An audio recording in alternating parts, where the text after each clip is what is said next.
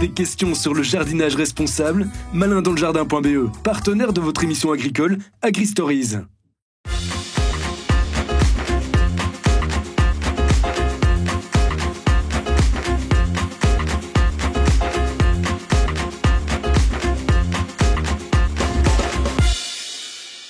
Ça va Marius, en forme? En grande forme. Moi, quand je suis avec toi à la ferme, ça ne peut oui, qu'aller. Exactement. Ça Ça sent fort, hein, c'est un poète. Corinne, t'as été marcher dans du caca de vache. Oh zut, Marius, on n'est pas dans la merde, hein. Voilà, ça mange bon. Pas de soucis, t'inquiète pas, on va aller rejoindre Daniel. Parce que Daniel, lui, transforme le caca de vache en méthane. C'est la biométhanisation parce qu'on est ici à la ferme de la Roche-Madou. On est à Virves-sur-Virouin dans l'exploitation agricole de Daniel, mais aussi Pascal. Il y a déjà une qui est en train de se lâcher, là, Et justement. ça vaut de l'or ici. Ça vaut de l'or. Plus tu fais caca, mieux c'est, quoi. Voilà. Allez. Salut Daniel. Bonjour Daniel. Ah, bonjour. Comment ça va Marius? Ça roule. Bonjour Corinne. Qu'est-ce que tu fais de beau? Je suis occupé à faire mes petits tours de surveillance. Ok. Alors Daniel, j'aimerais bien que tu le dises devant Marius. Toi, tu n'es pas fils d'agriculteur à la base. Ah. Non, j'ai des origines qui ne sont pas agricoles, mais ceci n'est pas une tare pour faire quand même les passions qu'on aime. Donc j'ai encore toutes mes chances. Et tu as non seulement encore toutes tes chances, et si tu le souhaites, nous avons un stagiaire qui est en formation et je t'invite à aller le rejoindre. Tu te débarrasses déjà de moi, là, en fait. Oh, en fait, pas vraiment, c'est pour ta formation. C'est là-bas? C'est là-bas, oui. Alors, Tu Corinne. n'es pas issu du milieu agricole et ton épouse, Pascal, non plus, qui est vétérinaire, hein, c'est Elle ça? est vétérinaire, effectivement. Donc, on a un parcours complètement atypique dans la profession. On a développé notre projet comme des enfants qui ont un rêve et qui réalisent leur rêve, tout simplement. C'est beau, ça. Et donc, nos enfants posent beaucoup de questions. Ils ont beaucoup de respect pour ce que nous faisons. Mais voilà, c'est des vocations et ça ne se transmet pas. Une vocation, ça s'élève en soi. Et donc... Mais dis, on ne sait jamais, peut-être tes petits-enfants, t'es déjà grand-père. Eh ben oui, justement. Ça, c'est vraiment quelque chose qui nous passionnerait vraiment, mon épouse et moi, de pouvoir faire germer dans la tête de notre petit-fils cette belle histoire aussi. Alors, est-ce que ce sera ton petit-fils ou Marius qui reprendra l'exploitation? On verra ça plus tard. On verra ça plus tard, effectivement. On continue ton petit tour Pas de d'inspection? problème. Ça va aller pour monter? Bah, Daniel. Impressionnant, hein? Mais d'où t'es venue l'idée, en fait? T'as toujours voulu faire ça? En fait, lorsque j'étais en Rito, j'avais fait un petit travail de fin d'études sur la biométhanisation et je trouvais le projet particulièrement intéressant de transformer de la matière organique en biogaz. Et c'est quelque chose qui a suivi toutes mes formations et toute mon évolution en se disant un jour, j'aimerais bien réaliser une station de biométhanisation. Alors, il y a également de l'élevage de bovins, filière laitière et filière viande. Et tu l'as fait dans le but de faire de la biométhanisation? Ça s'est passé comment? En fait, pour que l'installation soit pertinente d'un point de vue économique, on a dû attendre d'avoir tous les feux verts pour le réaliser. Et un critère majeur, c'est d'avoir la matière digestible à disposition. Évidemment. Et donc, l'élevage était notre réserve en matière. Et donc, il a fallu d'abord constituer un élevage avant, justement, de pouvoir réaliser notre projet. Et ta femme, directement, t'a suivi, Pascal, parce qu'elle est vétérinaire, elle, donc. Elle a comme rôle particulier dans notre exploitation, donc la gestion du troupeau et en particulier la gestion de la maternité. Okay. Alors, on ne va pas dire l'âge que tu as, Daniel. Tu étais quand même un peu précurseur quand tu as eu cette idée pendant tes travaux de fin d'études. Précurseur n'est peut-être pas le mot, c'était une information scientifique que nous avions reçue à l'école, que l'on a simplement fait mûrir dans notre tête. Acquérir des terrains et tout ça, le parcours n'est pas simple. Non, j'imagine, lorsqu'on est hors cadre familial agricole, c'est d'une extrême complexité. Et donc le développement ici, vous arrivez dans une situation qui est finalisée, un projet de carrière qui est à son terme. On a encore du boulot? On a encore de la visite, oui. On est parti. Je te suis? Allez.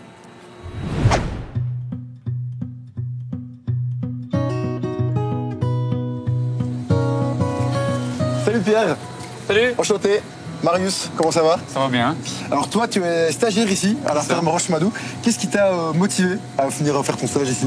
Moi, j'ai toujours voulu travailler dans le milieu agricole et j'ai vu passer une annonce. Proposition, une annonce, voilà, pour un stage PFI. Je suis en formation pendant 6 mois Et j'apprends tout alors que j'y connaissais rien, entre guillemets. Trop bien. Qu'est-ce que tu m'as concocté? Qu'est-ce que tu m'as Alors, prévu? ici, on va graisser l'introducteur. Ça, c'est la première étape. C'est la première étape. C'est là où On il y a met tout le fumier, une espèce de conteneur ouvert, on met la matière organique dedans. Ouais. Et là, acheminée par la vis sans fin dans le digesteur. Oui. Comme matériel, on a juste une pompe à graisse traditionnelle, on va dire, avec un graisseur. Ouais. On a juste à la mettre dans le graisseur, c'est fait exprès. Et puis, on n'a plus qu'à pomper. Hop. Ouais. Et ça va directement là au-dessus. Ok, c'est parti. Voilà. Bon, je vais Je vais te laisser le faire faire. avec un seul gant. Ah, voilà. Et là, Hop. tu prends la pompe. Hop. Hop, je le mets là ici. Tu le mets d'abord en montant comme ça, puis tu le baisses. Ok. Hop, là, il rentre, tu vois. J'appuie là. Tu peux, non, là, tu dois pomper. Donc, tu peux le poser hop, avec ta jambe, voilà. Et là, tu pompes. Et tu là pompes 10 fois. Ça, je dois savoir faire normalement. Voilà, et tu répètes Je vais le refaire manipulation. sur le même. Voilà. Qu'est-ce qui te plaît dans le milieu de l'agriculture, justement, toi qui n'es pas du tout d'ici, du milieu agricole? Moi, là-bas, j'aimais mieux les machines, tout ça, les tracteurs. Ouais. J'adorais ça. Ouais. Et là, j'ai pris goût aux bêtes, on va dire, à faire, à traire, tout ça. L'animal, etc. Ouais, j'ai bien aimé, ouais. Ok, là, quand même, il me reste encore un quand même. Encore un, J'ai ouais. fait un peu n'importe quoi, je t'avoue. Et il est mal mis, je crois. Faut que tu, vraiment, tu vois, enfin, voilà, hop, nickel, la tête dedans. Mais on commence à être pas mal. Qu'est-ce que tu en as pensé du défi? Franchement, t'es bien débrouillé. Je t'ai bien débrouillé, tu peux dire la vérité, hein. La vérité, t'aurais dû mettre des gants. J'aurais dû mettre des gants. Voilà. Merci Pierre, c'était cool. Ben, nickel. Check. Allez. Moi, j'aimerais quand même bien savoir, Daniel, concrètement, comment ça fonctionne la biométhanisation. Alors c'est simple, on va partir du sol. Ok. Dans le sol, il y a des nutriments qui vont passer dans une plante par le système radicellaire, qui vont faire grandir la plante. La plante, elle va capter du CO2 dans l'air. On va récolter la plante, on va la donner en alimentation à nos vaches. On va aller récolter les excréments des vaches, le fumier. Et ensuite, on va prendre ce fumier qu'on va ici introduire dans ce qu'on appelle le digesteur. Cette matière organique va être décomposée par des bactéries. Elle produit ce qu'on appelle un biogaz. Ce biogaz, on va l'acheminer vers un moteur qui va consommer ce biogaz. Ce moteur est couplé à une génératrice et cette génératrice va produire de l'électricité. On va récupérer la thermie de la combustion du biogaz. Elle va nous servir à la fois à sécher du bois, mais également à mettre à température le digesteur. Et puis lorsqu'on a trop de biogaz, l'excédent, on va le récupérer et l'utiliser comme biométhane. C'est un carburant pour les voitures. Waouh, mais c'est vraiment vertueux comme système. En fait, rien ne se perd, rien ne se crée. C'est la transformation. On va juste capter une partie du méthane qui serait de toute façon perdue par le processus naturel qui l'engendre. C'est magnifique. Alors j'imagine que toutes vos infrastructures ici fonctionnent avec l'électricité que vous produisez. Alors, une toute petite partie fonctionne en autoconsommation. Le reste est vendu. On vend à peu près 1 200 000 kilowatts par an sur le réseau. Et ce sont directement nos voisins qui sont les bénéficiaires de cette électricité verte. Tu as parlé d'un carburant, c'est pour nos voitures en fait. Exactement. Viens, je vais te montrer. Je te suis.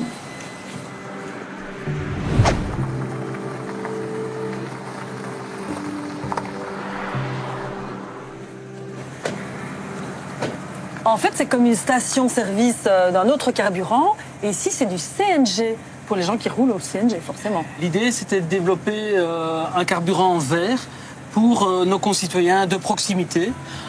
Ça fonctionne comme un abonnement de GSM. En fait, nos clients viennent réaliser un plein et une fois par mois, j'envoie la facture. C'est une économie circulaire. Tout à fait, puisqu'on n'a pas la capacité d'alimenter tous les véhicules de la Belgique. On se limite vraiment aux gens de proximité. Mais par contre, c'est compliqué de faire le plein. Alors, viens, je vais te Comme un montrer. plein normal. Je vais te montrer, c'est simple. Ok. Voilà, tu enlèves... J'enlève. non, c'est Ah. l'autre. Il y a deux ok. réservoirs sur la voiture. D'accord. Voilà, tu prends le pistolet, tu l'enlèves du sabot. Voilà. Tu encoches le pistolet. Voilà. Voilà. Maintenant, tu clipses. Alors en fait, ici, on met quoi? On met pas des litres. En fait, on met des kilos. Nous avons une capacité de stockage de 36 bouteilles, Ok. de 80 litres, qui est comprimée à 300 bars. Je sais pas pourquoi, mais j'ai l'impression que tu vas me faire un calcul. Alors, combien en stock avons-nous de kilos de CNG? Tu veux me la refaire? Donc, nous avons 36 bouteilles, 36. multipliées par 0,08, puisqu'une bouteille fait 80 litres. Donc là, on a déjà converti en mètres cubes les litres. Voilà. Alors, 1 kg de CNG Oui. est égal à 0,75 mètres cubes. Tu multiplies par 0,75, multiplié par 300 bars, puisque nous sommes à 300 bars. Ok. Et nous avons combien en stock de kilos? 648 kilos. Et on va en mettre combien si on fait un plein 18 entre 15 et 20 kilos en règle générale par plein. Ah bah Marius, tu tombes bien. Ah ouais, ça taffe ici? Bah oui, ça vachement. remplit. Moi, je viens de graisser les pailles d'introducteurs avec Pierre. Waouh, quand même. Je me sens agriculteur, et vous, qu'est-ce que vous avez Bah fait? écoute, ça tombe bien parce que si tu veux reprendre l'exploitation de Daniel, à mon avis, tu vas devoir t'en sortir en calcul aussi. En calcul, on fait des maths. On fait plein de choses. Elle est au top, la Corinne. Elle est au top. Corinne, si tu veux, Ouais. tu ramènes à la maison la voiture. Ok. Et nous deux, on va retrouver Pierre. C'est mal. Ok, on y va, c'est parti. Allez.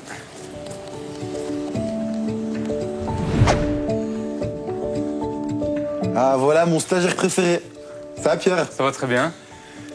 Dis-moi, je suis en formation ici, Daniel. C'est quoi la prochaine étape? Qu'est-ce qu'on apprend? Alors, on doit identifier les veaux. C'est une étape super importante parce qu'elle est à la fois une obligation administrative et donc c'est quelque chose qui doit se faire avec beaucoup de précision. Et comment on fait pour identifier les Alors veaux? viens, je vais t'expliquer ça. Tu vois, il y a deux catégories de boucles.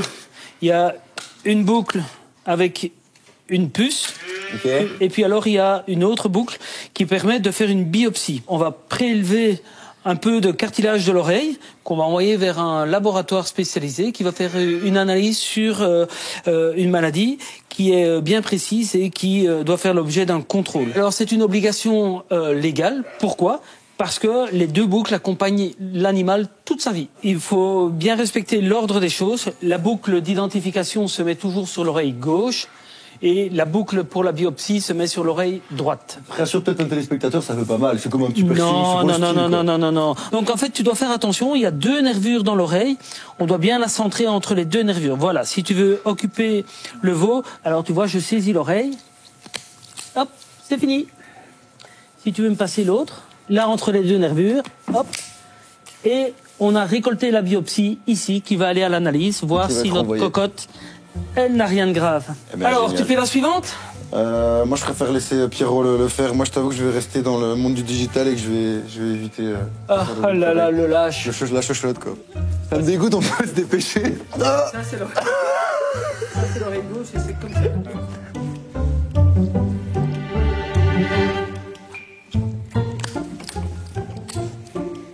Eh bien. Tout va bien, ma belle.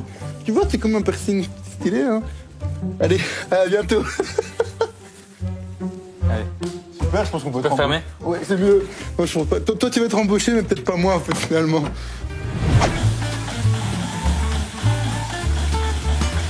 Alors Marius, ici, il ne faut pas parler trop fort parce qu'on pourrait effrayer les vaches.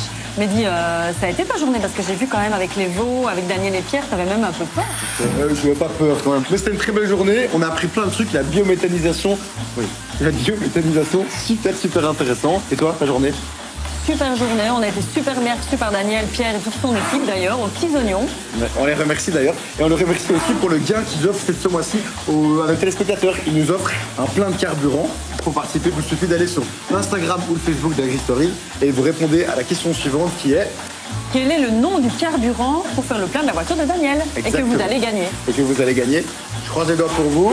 Nous, on va continuer d'aller travailler. Il y a encore du boulot et on vous dit ciao, Au mois prochain. Ciao.